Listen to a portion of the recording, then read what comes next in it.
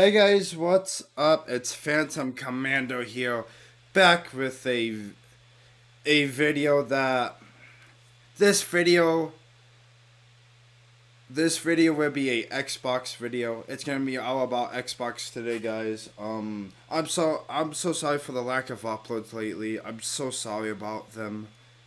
My sleep, if you don't know, my sleep schedule has been destroyed. Like I don't even have a sleep schedule. I really don't, and I haven't even been trying at all to get it fixed. I gotta really step up my game on that, and that's why. Also another thing is, I'm so sorry. Yet again, for the lack of uploads. I'm sorry. I don't know what happened last week and this week. So yeah. So I wanna just stop talking about that. Let's get into this whole thing. So yeah, this video would decide the fate of Xbox. When it was announced last week, of when they were gonna, like, the vision for Xbox, when they announced that. Well, ever since the rumors started to come out last week and all that, every Xbox fan either completely left Xbox, sell their Xbox, or just quit straight up, because all the rumors and leaks we've been hearing about Xbox going third party and just completely, like, just just not making consoles anymore. But what I understand, that no, they're gonna continue to make Xbox consoles. That's what Phil Spencer said, the CEO of Xbox, or Microsoft Gaming. So yeah, so it's gonna be about that today. And yeah, this actually they live streamed this at 3, but it's like 5 now. So yeah, I'm finally getting to it, and yeah, I will after this I would do another video, so that way I have recent video out tomorrow to just make sure. Sunday, I'm not sure. I need to figure out what I'm gonna do for Sunday for video. Well, I mean, yeah. At this point, I hopefully on Sunday I would get back to the Transformer game, Transformers War for Cybertron. Hopefully, I would get back to it on Sunday. I think I will, because there's nothing else to, like, really post at this point, and I'm all caught up on reactions. I just got one more reaction to do. Well, I guess you could also call this a reaction, but I don't know. This is about the future of Xbox and see what's going to happen. So yeah, let's stop talking about 2 minutes in. This is about 20, I think 4 to 25 minute video. Well, it was a stream, but they didn't go for a very long time. I'm happy about that. So yeah, let's get into it, guys. Hello and welcome to the official Xbox podcast. I'm your host, Tina Amini, and we have a very special episode today, as you can probably tell by the fact that I'm joined by Phil, Sarah, and Matt. Welcome. And we're going to talk about some updates at Xbox. We want to talk about game exclusivity. We want to talk about Activision Blizzard, now that they're part of our portfolio, how that might be an impact on Game Pass. And we want to talk about hardware, too, and how all of this fits into the strategy at Xbox. So where should we start, Phil? Well, when we originally had planned for the show, starting back in December, I think we probably would have started with Activision Blizzard, maybe talked a little bit about the exclusivity with some of the news coming up, and then hardware. But we've had some unforeseen news that has come out. So let's just go and tackle the exclusivity question, because I know it's on the minds of a lot of people. We hear from the community, and that's an important input for us. So we made the decision that we're going to take 4 games to the other consoles, just 4 games, not a change to our kind of fundamental exclusive strategy. We're making these decisions for some specific reasons. We make every decision really with the long-term health of Xbox in mind. And long-term health of Xbox means a growing platform, our games performing, building the best platform for creators, reaching as many players as we can. We're always looking to learn as a leadership team and to grow. And we think this is an interesting point in time for us to use what some of the other platforms have right now to help grow our franchises. So we're going to do that. So these 4 titles, what are they? Can you say? I'm not going to name those games. The teams that are building those games have announced plans that are not too far away. As we know, game teams put a lot of energy into their announcements with the partners. So I don't want to take anything away from those teams. So I won't be talking about the titles specifically, but I think when they come out, it'll are make they sense. exclusive games? Can we say if either Most of those likely, titles I are don't know. Starfield or Indiana Jones? They are not Starfield or Indiana Jones. Well, Okay. what was the criteria in how the team was thinking about selecting those 4 titles? Let me start a little bit outside of that, and then I'll get to the 4 specific games that we're talking about right now. Because the fundamental decision driver for any decision that we make, anything we're going to talk about today, is the long-term health of Xbox. That we're running a growing platform that is reaching more players, that our games are having as much success as possible. And I do have a fundamental belief that over the next 5 or 10 years, exclusive games that are exclusive to one piece of hardware, are going to be a smaller and smaller part of the game industry. And that's not some great insight, because if you look at the last 10 years and what the biggest games are today, it's a natural place. Whether it's one console and PC, multiple consoles, mobile console and PC, you see big games landing on multiple platforms. And we want to be a great platform for creators that are trying to realize that potential. But now back to the specifics of the question on these four specific titles. We looked at games that are over a year old, so they've been on Xbox and PC for a while. A couple of the games are community-driven games, new games that kind of first iterations of a franchise that have reached their full potential, I'd say, on Xbox and PC. There's always growth. Franchises that we obviously want to continue to invest in. Part of having the ability to continue to invest is that the businesses behind those franchises continue. We think it's important that these service-based games that have communities behind them, that they can have confidence that they're going to exist in the future. So 2 of them, kind of community-driven games that will end up on other platforms and give us the ability to continue to invest in them. We think that's great for the business and great for the communities, more players to play with. I'd say 2 of the other games are smaller games that were never really meant to be built as kind of platform exclusives and all the fanfare that goes around that. But games that our teams really wanted to go build, that we love supporting creative endeavors across our studios, regardless of size. And as they've realized their full potential on Xbox and PC, we see an opportunity to utilize the other platforms as a place to just drive more business value out of those games, allowing us to invest in maybe future iterations of those, so sequels to those, or just other games like that in our portfolio. And when we don't damage Xbox and we can grow our business using what other platforms have and to help us with that, we're going to do that. And that's really the story behind these 4 games. And last thing I'll say, looking forward, I think there is an interesting story for us of introducing Xbox franchises to players on other platforms to get them more interested in Xbox. We think there's a good brand value for Xbox there. So 4 games, no promise beyond that. So if you're on those other platforms and you see these 4 games coming, please don't take it as some signal that everything's coming. It's not. And we're going to learn. So when you are thinking about the future and this concept of live service games, games that can benefit from bigger audiences, new audiences, how does that apply to future titles and how you're applying that criteria there?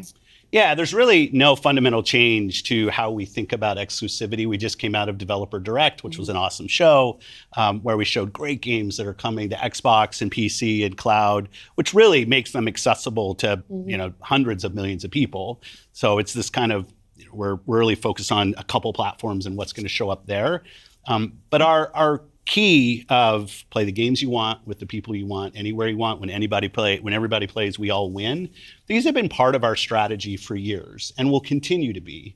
Our focus is on how do we continue to grow the games industry by reaching more players in more places, and how do we grow Xbox as part of that. Xbox is a hardware platform, Xbox is a publisher of great games, and Xbox as a platform for the world's best creators. Mm-hmm. And then knowing that, how do we think about our first-party games and Game Pass? Yeah, well, to build on what Phil just said, one thing I would add, as you were talking about growth, is just that we've sort of seen this inversion over the last 5 years where it used to be that the platform was the biggest thing. That's right. And the games would sort of tuck in within the platform. Today, big games like a Roblox or a Fortnite could actually be bigger than any one platform. Yeah, and that really has changed the way that we think about things. So in the midst of all that, I think we at First Party can come back to sort of some core principles. First, that all of our games will be on the Xbox platform. Second, all of our games will go into Game Pass on day one. And third, we know that Game Pass will only be available on Xbox. So there's sort of starting points only for us. on Xbox. As Phil mentioned, PC. there are games today that you can play that only can be found on Xbox. And at the same time, we want to bring more of our games to more players. So we're going to continue to look at that.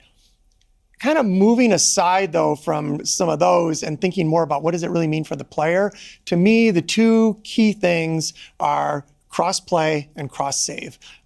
Those things allow us to deliver on the promise of Xbox, which is play with your friends where they are, play on the devices you want, play the games you want. So that is really only possible at a practical level when you know that your saves and your player are going to be able to move across all those parts. So not all of our games today are necessarily built to take advantage of that. There still will be some games that don't.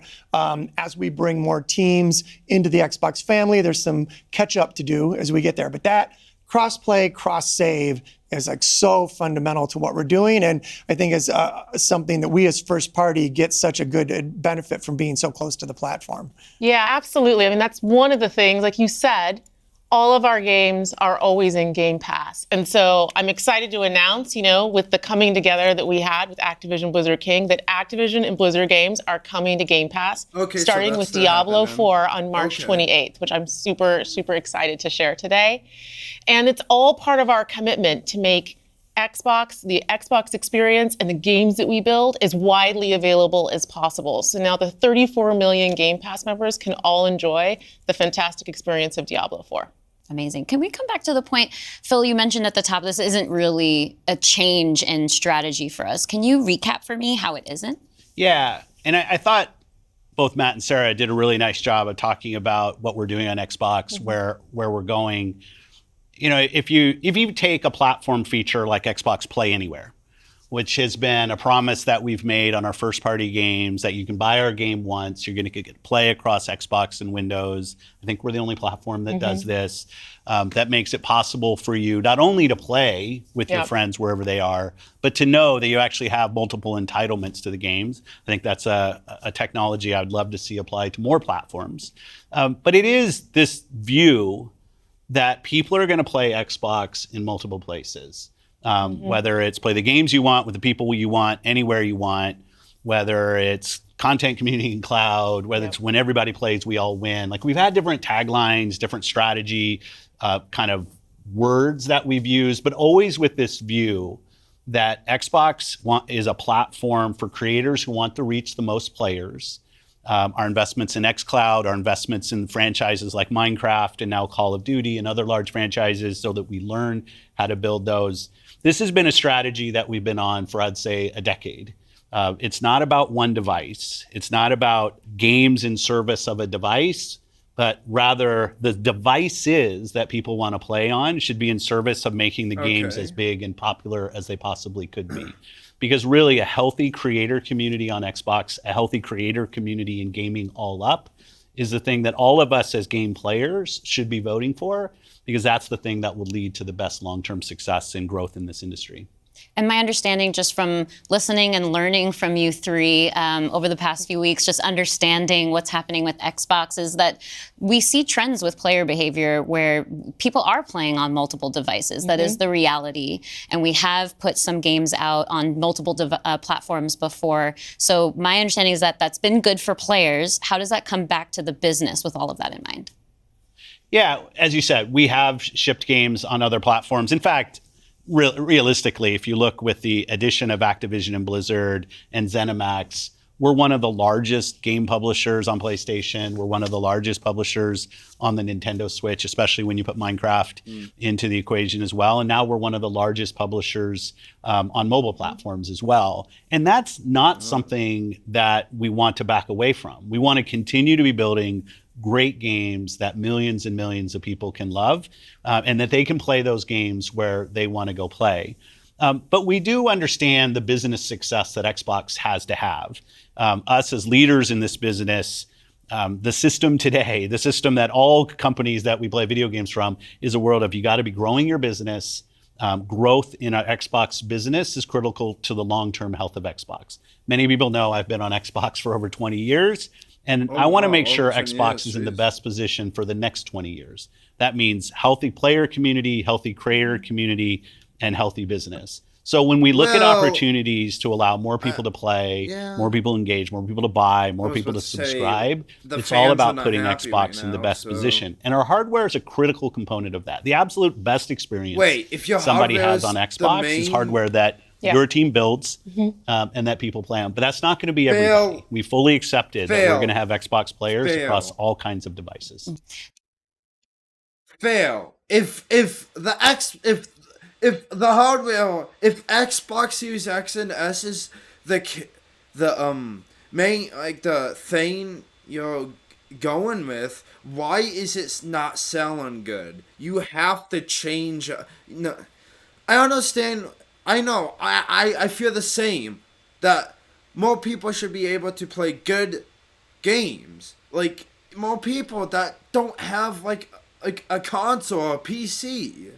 Yeah, I wanna see them play more games. Like, yeah, I support the whole thing, but if you're actually, I'll be right back.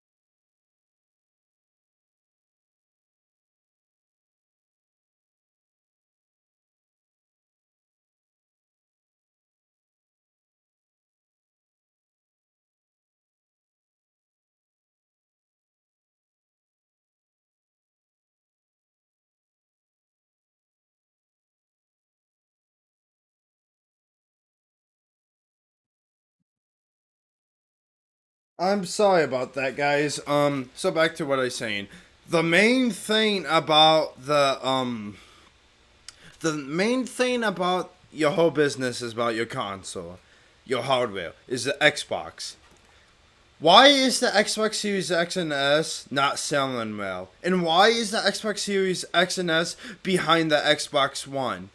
The Xbox One generation was known as the worst console ever, the worst generation ever for Xbox. And you admit that. Why is it lagging behind the Xbox One? You need to get things straight with us, fans. Also the loyal Xbox fans too. We've been loyal to your platform for a very long time. So, you have to do something about this whole console thing. I understand that you want more people to play games. Yes. So, and also you said Xbox, so Game Pass will stay on Xbox. So, good. Now we know that's a thing.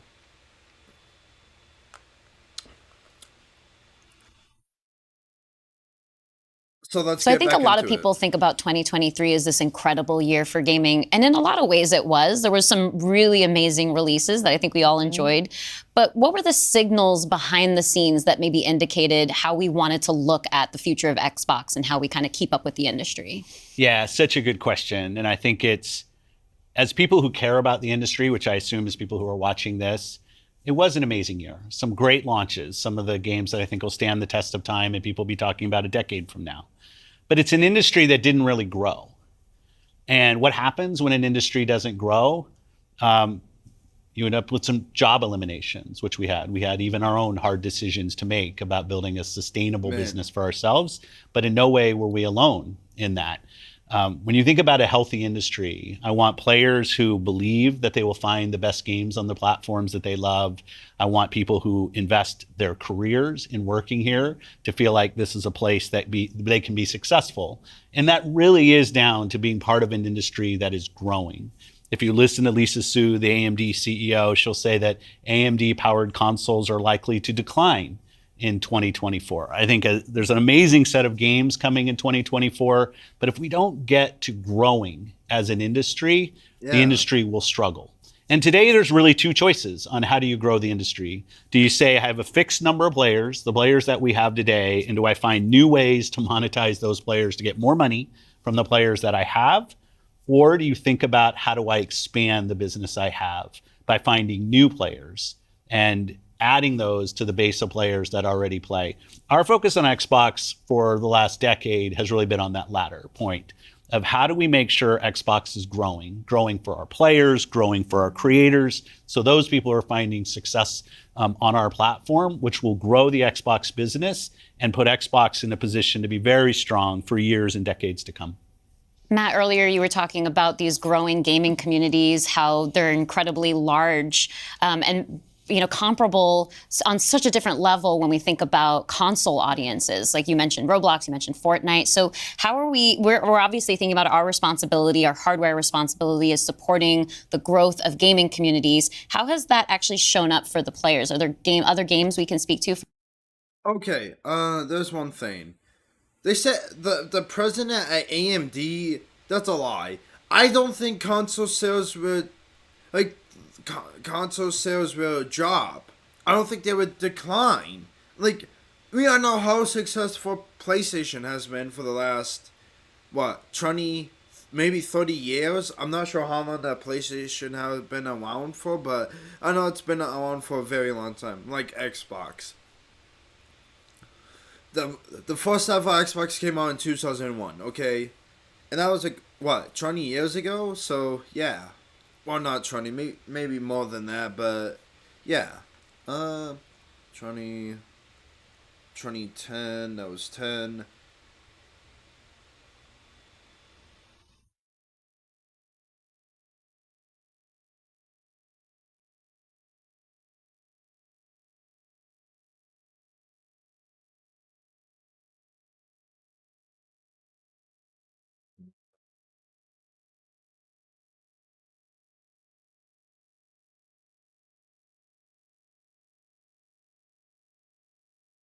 Yeah, 20 years, I want to say. Yeah, Xbox has been around for 20 years now.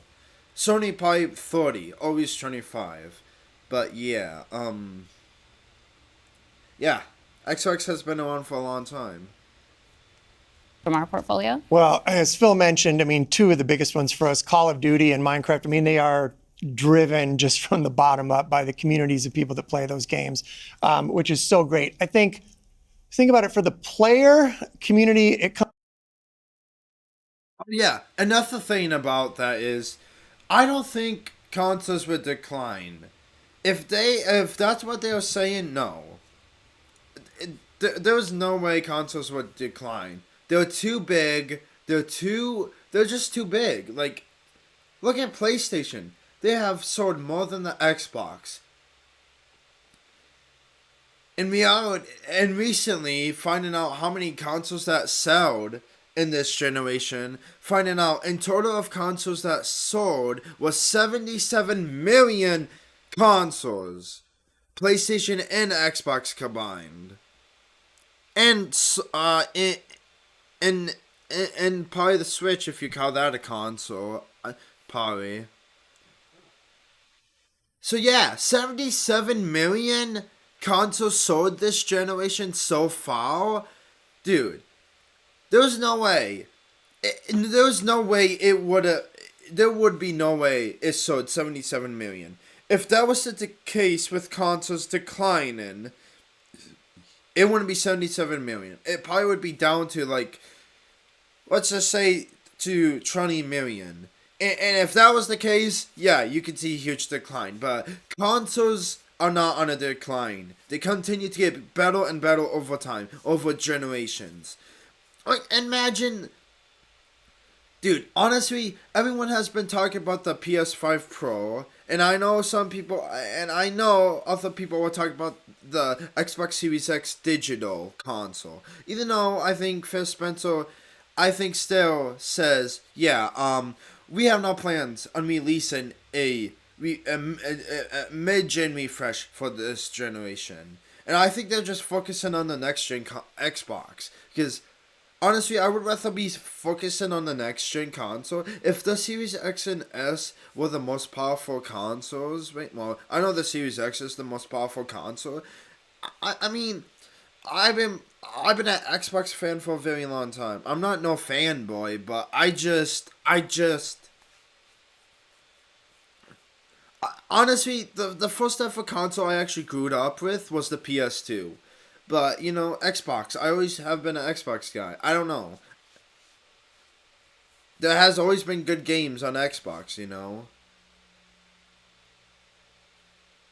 I mean, I did grow up with the PS2 for a little bit, and then when the 360 came out, oh boy, and the PS3, I've been playing both of those consoles. Even though the 360 was the most successful is the most popular console in that generation. There was a lot of great games, like Halo 3. Dude, the 360 had a lot of good games. Gears of War, I think 2, 3, I think in that time. 4 probably. Also, you had Halo 3, Halo 3 ODST, and Halo Reach, known as the best. Then you had like the Transformer games, War for Cybertron, and Fall. Even though I know that was on PS3, but they had a lot more good games for that generation. I know Xbox One didn't do good, but, you know, it still had some good games on the Xbox One. And yeah. So I can't see console declines. I can't see consoles go on decline. Like, if next gen comes out and saying, oh hey, the PS6 and the next Xbox, the Xbox Elite maybe, the Xbox... So, Xbox 5 anyways, because the next Xbox would be Xbox 5. And, you know, we're gonna get a PS6. PS6 and the next Xbox will be even more powerful and with brand new technology we never seen on a console before. Look at this generation of consoles, guys. Listen to this generation of consoles. Look at the PS5 and the Series X and S. The new technology we got with it is...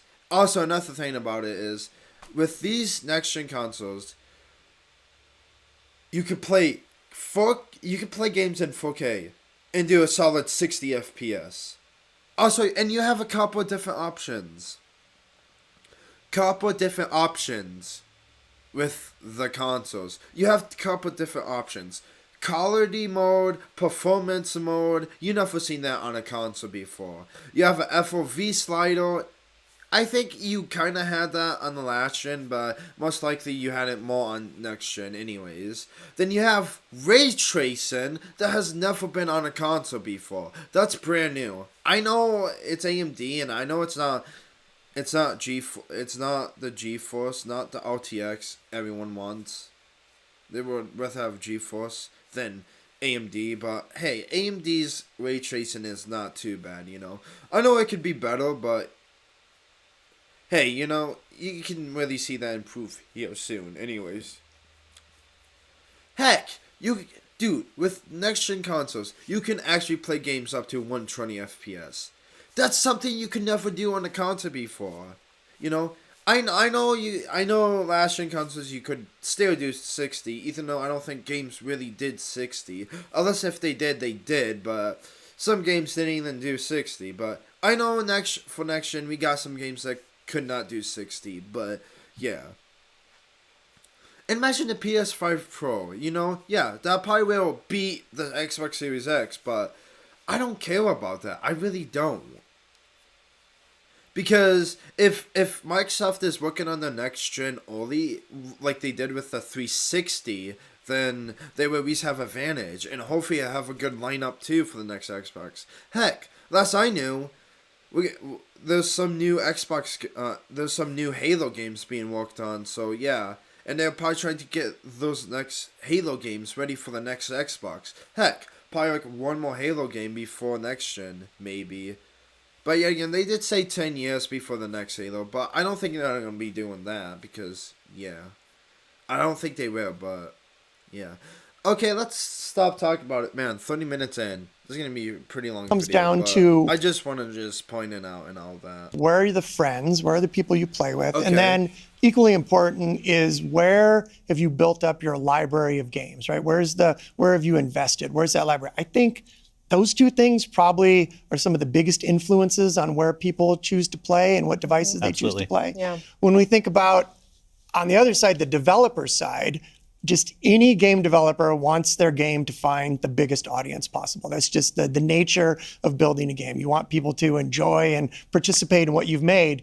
And I think we're in a unique position to deliver on that just because we are the platform. We build hardware, we've got a first-party games group, and then we've got a system that ties that together, that brings together your friends, your progression, your achievements, all of that. And I think that's really what has contributed to the momentum behind some of these communities. Yeah, absolutely. I mean, when you look at, just step back and you look at the history of the industry, we've moved from a place where it used to be that someone built and launched a game to accelerate hardware to actually the things we do with our hardware and with our platform are all in service of making those games bigger. And we think about that across all of the investments we make, the consoles we build, the investments we do with things like crossplay, cross progression, the things that we're doing with cloud. How do we actually give more options to game creators so they can have the greatest success? I think one of the fun recent examples about this is actually Pal World. You know, Pal World was able to launch, they were a game preview, they launched in Game Pass, they also simultaneously launched in Steam. And through the combination of those things, you know, Pocket Pair was able to have this outsized success. And it was the largest third-party Game Pass launch ever. And that's all because we give creators. Yeah. Pal World or whatever you call that game. Yeah. Dude. That game was a huge success. Even though I know it's Pokemon with guns, but it was a huge success. Even though the devs for that game. I heard a lot of things about the dev team. They didn't know how to make a game, but they managed and became successful. I know it's an indie game. I know Pal World is a indie game. Even though it was a huge success. Made $70 million in the first, I think, couple of days or weeks, you know. Like, it was a huge success, you know.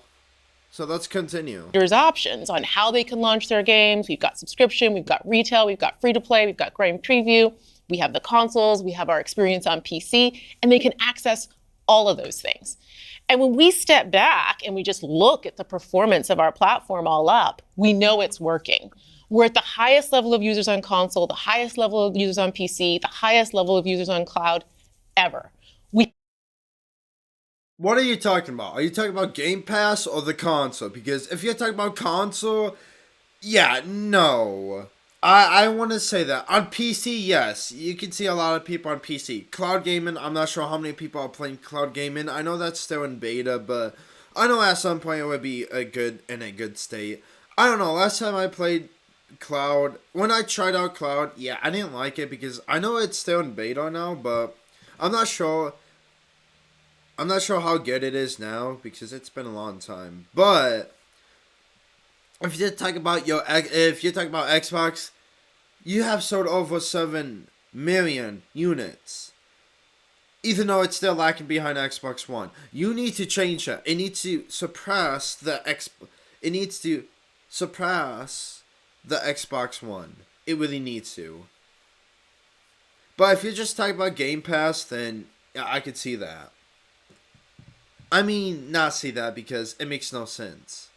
We have double-digit growth rate on PC and cloud, places where we're enabling creators to actually reach new players beyond the console ecosystem. And that's why we're leaning into it and doing more, because we see all those signals.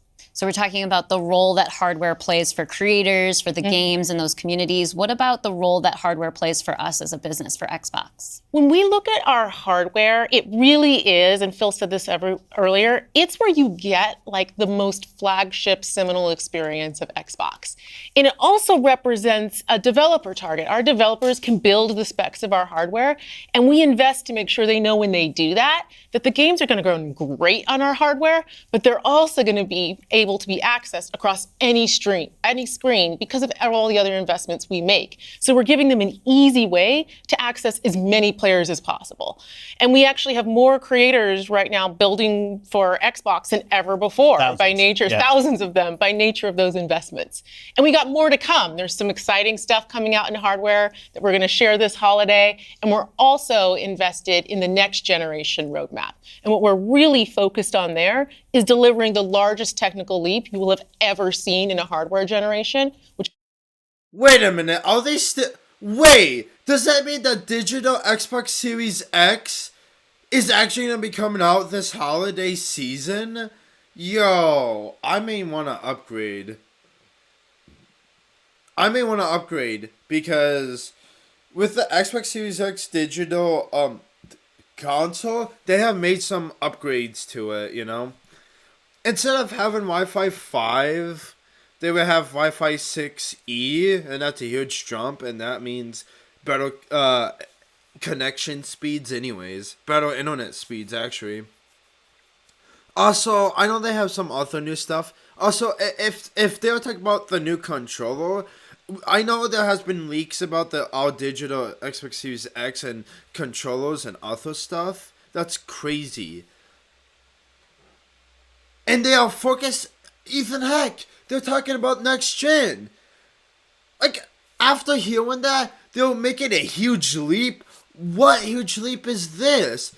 You know, I'm kind of hyped now about next gen, but that's still a couple years away from that generation. That's going to be crazy. Which makes it better for players and better for creators and the visions that they're building. And then when we're talking about hardware too, there's these other considerations that are really important to our community, probably to each one of ourselves as well.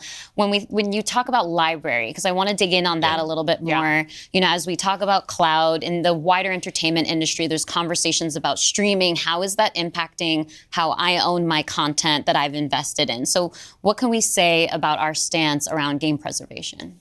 Yeah, you know, one of the highlights for me of being in this position was getting to stand on stage when we announced the back compat coming to Xbox One. Like, it was fantastic. People were reading the teleprompter before I could read it. Slow reader, and just feeling the energy in the auditorium as we were saying that and online. You know, one of the cues I think us as being part of Microsoft take is looking at Windows and how Windows over decades has maintained software compatibility with things that are built on it. Like, I can still go back and play some of the games that I love playing on Windows from decades ago, and it will still run. And we try to bring that same view to consoles. It's harder in console because the line between what the hardware is and what the game is in consoles is traditionally, it's tighter, which makes compatibility, you end up doing these generational compatibilities that we've built. But I will say compatibility, the ability to not only play the games, but my saves are still there with our cloud save systems to try to keep the services up as long as we can so that people can play is a tenet of what we are as Xbox. It's at our foundation. And when we look at future hardware generations and what we're going to support, making sure that we respect, which is the word I use, respect the investments that people have made in Xbox going forward is fundamental. And the fact that you get entitlements when you... Wait, are you just saying this now? People who invest in your hardware are respected and go moving forward? What were you doing before this whole thing? At the beginning, did you not care about it? Okay, Phil. Okay. Are you saying that when I got my Series X, the investment was terrible? I mean, are you saying, yeah, I don't care about your investment at all? Come on, Phil. If that's why you're... And by you do care now. Come on. I mean, that's what it sounds like. That's what you sound like. Is, yeah, we didn't care before. Now we do. We really care about your investments and the console itself. Phil. Come on, Phil. You can't do this to me. I mean, I always been an Xbox guy. I mean, I would buy the next gen too. I mean, I would continue, but I really, I asked, actually back in the day. Wait, back in the day. I asked my dad. I asked him why he bought the Xbox and PlayStation, and it's because he says the exclusives. That's the reason why he did. I didn't have the money back at that time to get a 360, but my dad bought it. He had a good paying job, and man, we had so many different consoles in the house. It's crazy. You know, I had a PS2, a 360, PS3, a Wii U, a Nintendo Switch, a 3DS, some other handhelds. I forgot what they're called. PSV or something like that, and then another version of that from Sony, you know. And then I had like a PS4, Xbox One, Xbox One S, Xbox One X. I had in my lifetime, and then Series X. But I don't have all of those anymore. I just have an Xbox 360, Xbox One X, my Series X I have now. I have some physical games. I don't have every physical game you can think of. I still have a Wii U. I still have a Switch. PS5 too. That's my dad's. But yeah, excuse me. But yeah, okay. So going forward, okay, I'm gonna stop talking now. I want to get Buy this a game done. from us on both Windows and Xbox also means you have the ability to play that game across a multitude of devices, which I think furthers the compatibility of the games that you own. Actually, one more thing I want to say is, how is it so hard with the PC and the Xbox hardware? Like, let's take a minute. How is it hard? Dude, look at all the technology we have today. Anything should be possible on a console, dude. Yeah, like, actually, it is. Dude, you can literally play cloud games.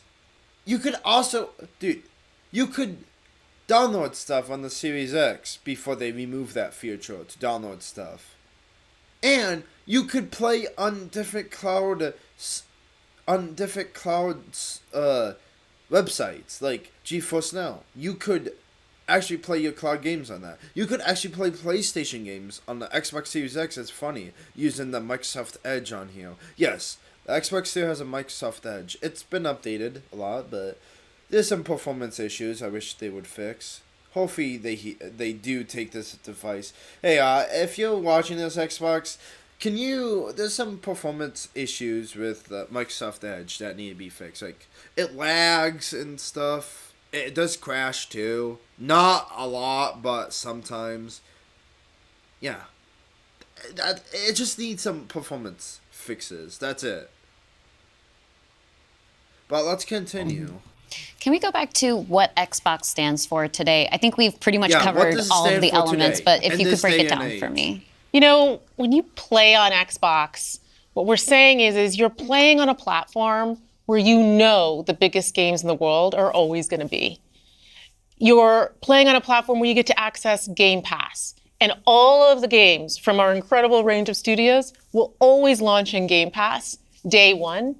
Okay. And you're playing on a platform that's dedicated to you, like player-first features, cross-play, cross-save, cross-progression, backwards compatibility, being able to play your games in your library anywhere you want because of the investments that we make in cloud gaming. And so you're playing somewhere where you're investing and you know you get to take the games forward with you and across all of the screens where you are. And I think most importantly, Xbox is a place where you know when you're investing in Xbox, you're investing somewhere that is dedicated to making games more successful and creators more successful so that they can invest more to bring even better experiences to you all of the time. Yeah, just that investment in the studios is so, and we feel that as part of first party with the platform proximity. It's kind of amazing now to look out across all the studios we've got and just be reminded that we're now one of the biggest development organizations in the industry. What does that mean for players? It means that the biggest games are going to continue to come to Xbox. And this 2024, the year coming up, we've got more than 10 major releases coming up. Great stuff. Man. Hellblade 2. We've got Diablo expansion. We've got Avowed, Ara, the Indiana Jones game. And there's more in development, which I think we're going to be able to that's share good. more about at our June showcase coming up pretty soon. Well, I guess I should get ready to work on that show. They have more games Well, coming. thank Let's you all go. for showing up on the podcast today, Xbox is and we'll finally see the rest cooking. of you this June. Yeah. Thanks, Tina. Thank you.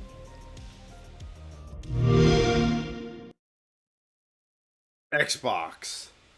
Man, it took me like 45 minutes for this whole thing. I mean, if I didn't say I had to just say I had to go do something. That only took a couple seconds, it was about a minute, but yeah. And then also if I wasn't pausing and talking about how I feel. So yeah, so they're gonna continue doing what they do. So they're gonna continue to have exclusives on Xbox. They care. They really do care about your investments going forward, I guess, at this point. Yeah. They have four games going to different platforms here soon. I know they will be announced, these 4 titles coming soon to different platforms. They care about, they continue to invest in hardware. Hardware ain't not going anywhere. Apparently they have some new hardware coming out this holiday season. Like maybe a new controller, maybe the Xbox Series X digital with some of the upgrades I was talking about. Even though there's more upgrades to it. Also, and another thing is how they feel, and also about Xbox, like how they feel about the whole past Xbox games and all that. They talked about it. They do care for that, to save them anyways, as long as they can. And after hearing that, they continue with old games for a very long time. Wow. Like, that's crazy. Yeah. So they do care on your investment and all that. Huh. So yeah. And they shared their vision with us. So they are really focusing on exclusive games. They got a lot more games coming. June, they will have their showcase. I can't wait for that. There's going to be a lot of reaction videos this June. I think, anyways, because, you got all the different games. And then they do confirm they have an Xbox showcase this June. So that's going to be interesting. And showing off a lot of new games they have. Continue with the exclusives. They care about your investment. They care about old games. And yeah, they got new hardware on the way. They're going to continue hardware. Okay, I got that. And they care about everyone. They're trying to reach new players with cloud gaming and PC. You will still be able to play new games day one on Game Pass. And Game Pass is going to stay on Xbox and PC. And mobile. Oh wait, no, that's not, no. Only on PC and Xbox. So yeah, that's exclusive to PC and Xbox. But they have 4 games going to different platforms here shortly or soon. And yeah. Oh. After how I feel about that, wow. It's crazy. 49 minutes. It's time to wrap this up. I said everything anyways. I talked about how I feel about. And yeah. And they can continue to do what they like. So yeah. Also, knowing that, hey, we do care about devs, and they wish they didn't have to fire some devs because of Activision. And yeah, so some Activision games will be starting to come. I don't know when Call of Duty will. Probably sometime this year or next year when Call of Duty will start actually coming to Game Pass. But they would not probably put new card games on Game Pass day one. It probably be like 6 months or a year before they do that, because they know that.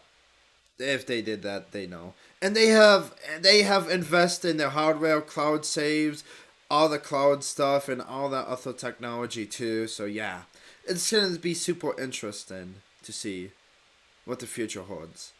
And after this, I think I actually have some hope again. After this, they do care. They do, and they do care about your investments and all that.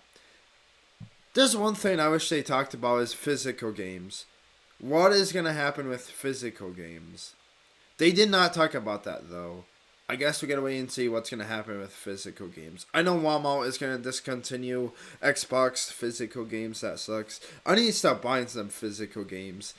And, just buy them, not open them.